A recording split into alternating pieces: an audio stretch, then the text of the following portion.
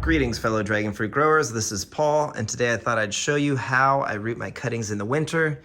And knock on wood, I've been 100% successful this season so far.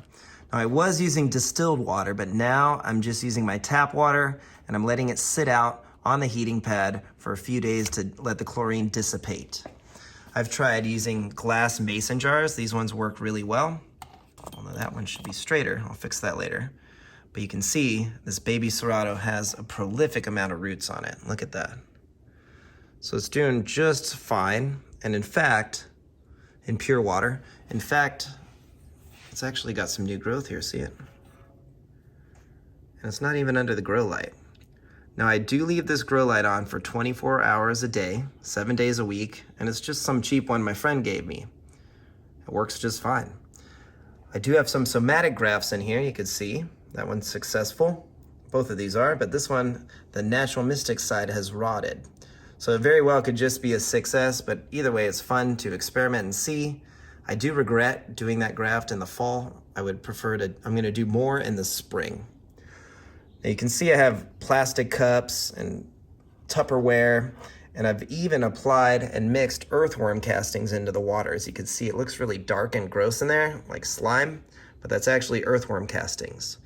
And they work really well. You can see here, 6S, I broke off. It's a young cutting, flesh to stem cut, and it's got a prolific amount of roots. It's ready to be transplanted. So all in all, it's just been a great season. Here you can see some more roots coming out on this Total Eclipse, which I'll explain more about the story of this plant in the future. It's actually a California rare fruit growers variety, I believe, but we'll tell you more about it soon. Now this looks pretty gross, but this is just a little bit of earthworm castings that have been in there for a few months now. And I'm not getting any rot, and these cuttings just keep growing and sprouting and new roots and doing fine. Now I think it's key to have a temperature controlled thermostat. Now you can see it's a little cold on this right now. The temperature is cold, and it's because it's about 65 degrees in the garage. Now, when it warms up, it's generally gonna be set to 85 degrees, and it will be 85 degrees most of the day. Now you can see I keep the temperature probe underwater all the time to keep it an accurate temperature. And I'm just getting so many roots. It's just been great. So this combination of a grow light and a heating pad has just been awesome. You can see this Jade Red even thinks it's spring. So getting lots of new growth even above the grow light. Here's one of my seedlings that I had removed from a graft. It's really long, about 3 or 4 feet, and this thing is rooted as well, despite being a young branch.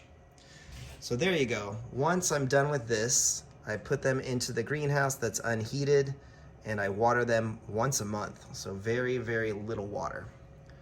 So I highly recommend this setup if you can do it or have the space, because you can see you just get roots in a very short amount of time. All right, well, give us a like and a subscribe. Thanks for your time. Have yourself a wonderful day, and hopefully you can get some rooted cuttings soon.